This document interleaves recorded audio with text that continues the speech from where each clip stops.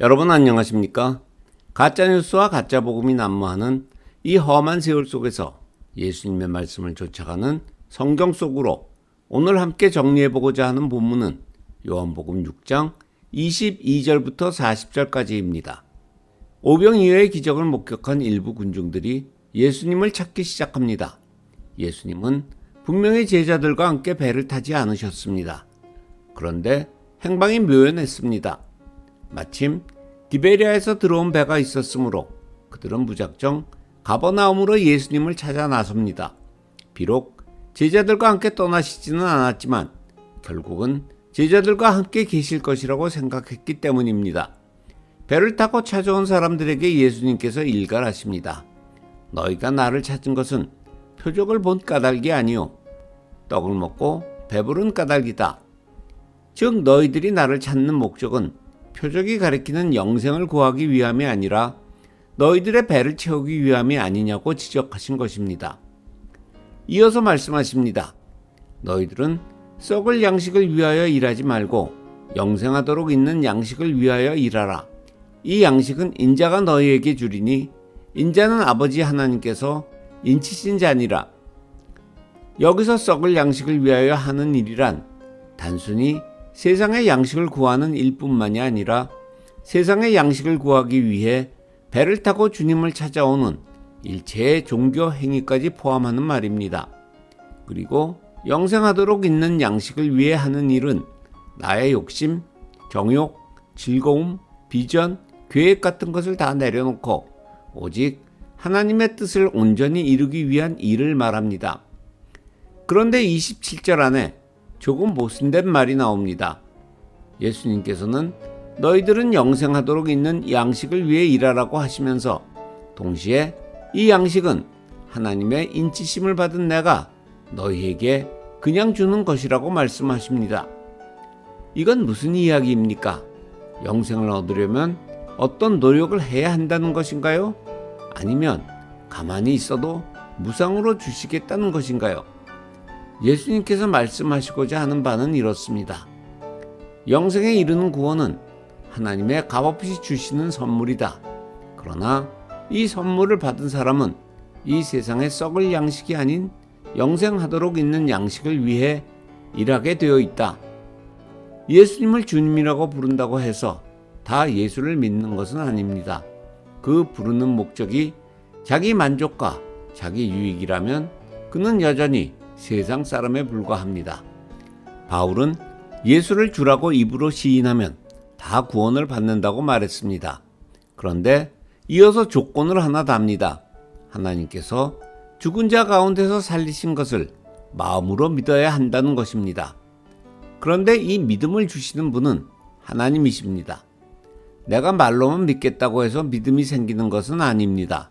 그렇다면 내가 이 믿음을 가지고 있는지 어떻게 알 수 있을까요? 내가 구하고 있는 것이 무엇인지 냉정하게 생각해 보면 알 수 있습니다. 세상의 양식인가? 아니면 하늘나라의 양식인가? 성도는 생존이 아니라 생명에 관심이 있어야 하는 사람들입니다. 그렇다면 하나님께서는 왜 구원을 인간에게 선물로 주시는 것일까요? 피조물의 즐거움을 위해서가 아닙니다.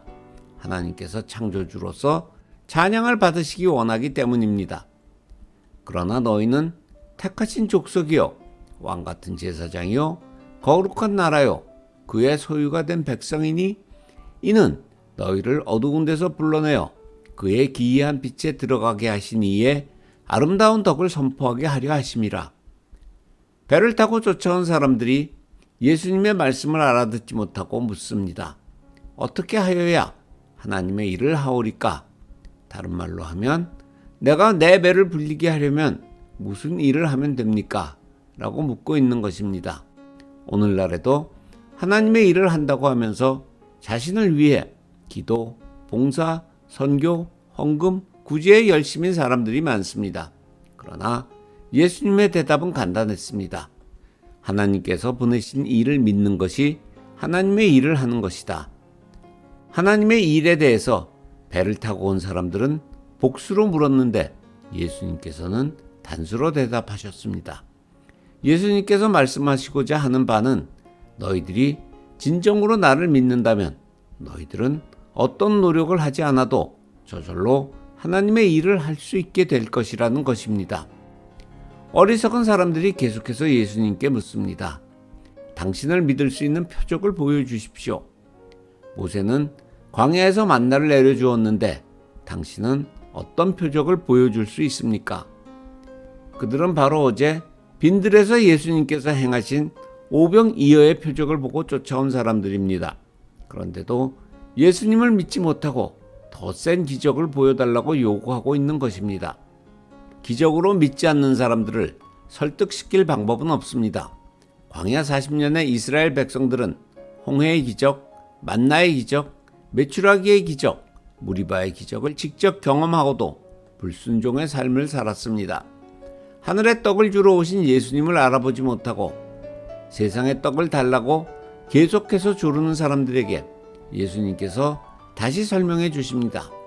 내가 진실로 진실로 너희에게 이르노니 모세가 너희에게 하늘로부터 떡을 준 것이 아니라 내 아버지께서 너희에게 하늘로부터 참떡을 주시나니 하나님의 떡은 하늘에서 내려 세상에 생명을 주는 것이다.